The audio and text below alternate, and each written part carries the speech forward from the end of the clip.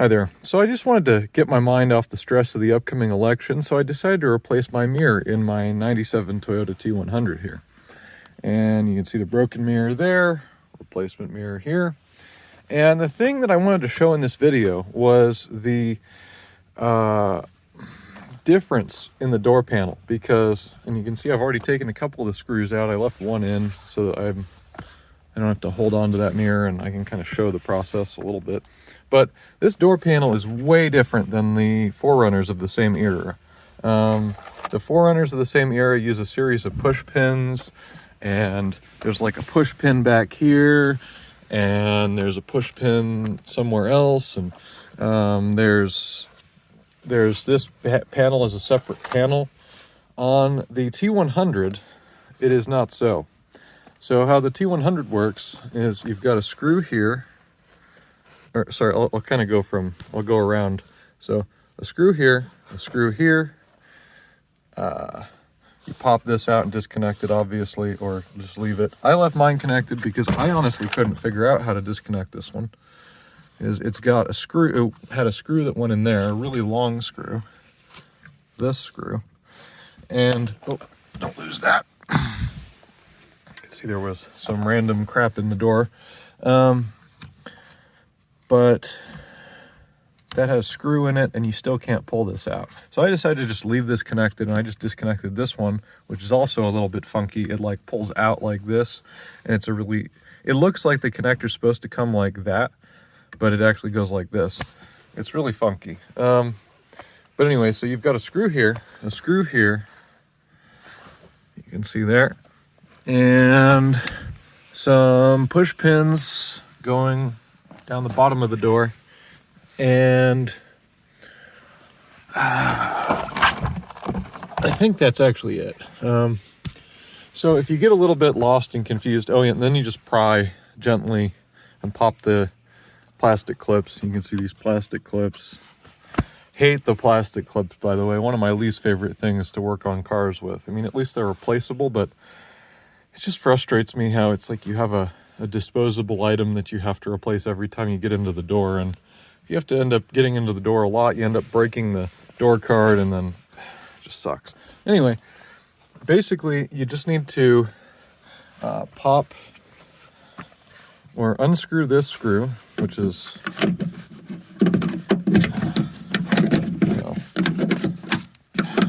see if I can easily show you where it would have been. See, it would have been right there. Unscrew that screw after, and then pop this out, and it just pops off by just prying on it with a flathead or a pry tool. And then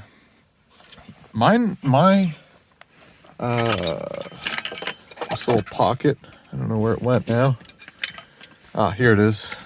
This little pocket, I unscrewed the one screw. It just came right out.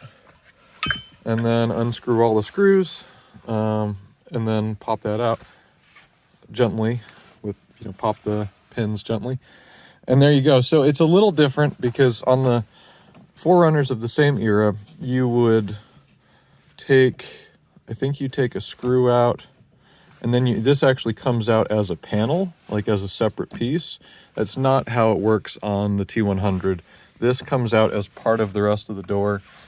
Other than that, it's pretty straightforward. I was able to figure it out in 2 seconds just by looking around. I just took every fastener out, and it came out. One of the things, too, is this just stays put. This just stays put. In the Forerunner, you actually disconnect the door handle. I kind of like that this one doesn't get disconnected because I've always had trouble with the clips that connect handles to the rods. This clip does that. Getting broken, so I kind of like that stays assembled as is. Anyway, that's basically the process for the T100, and then you just take a screwdriver. Hopefully I can get to this connector. I'm a little concerned about that. Let me see what happens. Kind of looks like maybe this also holds the mirror in, but we'll see. No, there's nothing holding it in, I think. Yeah, it just comes out, and oh no. It looks like I may have to get into this plastic a little bit. because I don't see the connector for this. All right, I'll have to dig into that a little bit more. Back in a moment. Okay, so this isn't a very nice setup here. I tore it a little bit, but it looks like, kind of wonder if taking the speaker out might actually be a better way to access this, because it's secured in some way here. It's down in the door here, which kind of sucks. So I'm gonna have to figure out how to get that out. Wonder if I just, this is gonna be a two-handed operation. Okay, so this wasn't too bad. You just push down on this tab and then pull on it. I ended up just pulling on the wires and kind of praying that it wasn't gonna, wrong word, hoping that it wasn't going to yank the wires out of the Molex connector there. And then, yeah, you can just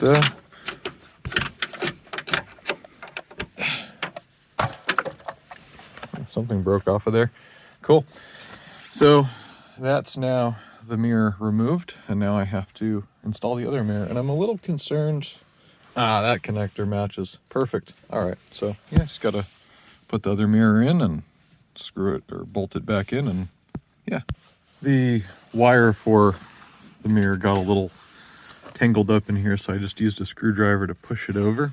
I'm sorry about the terrible camera work here, but I don't currently have a tripod. I didn't bring it back with me. So you'll have to wait for high quality video until I get back home. But let's see. Yeah, just thread these in. The easiest one was to do the top one first and then thread these two in. And then I'm gonna cinch it down. And one thing about it is that because there's a seal here especially, you're gonna wanna cinch one down. Then, once it's really tight, without stripping it, go to the next one.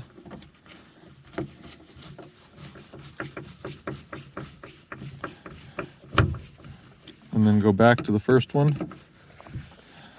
And then cinch the third one, and kind of just keep working back and forth until you're really, really tight in there.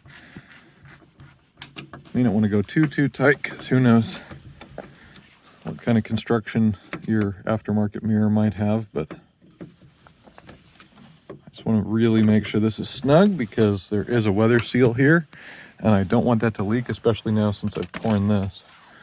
So just keep tightening these until they're as tight as you can get them. All right. Okay, now the fun part, reconnecting this cable here.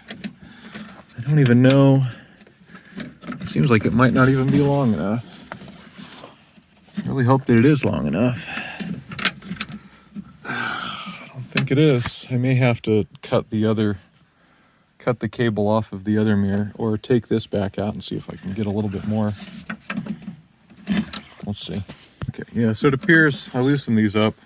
I pulled on this a little bit, and I don't think I ripped it out of the mirror, but it appears that it was just stuck back there, so you may have just barely enough on your aftermarket mirror.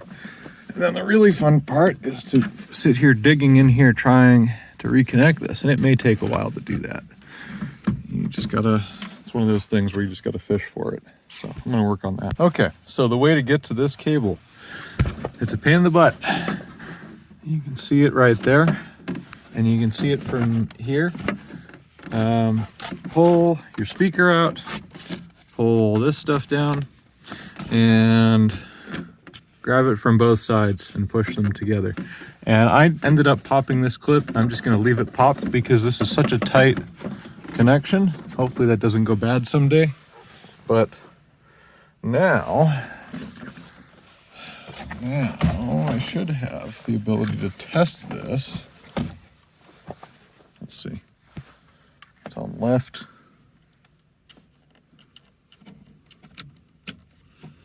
I might need to turn the key on.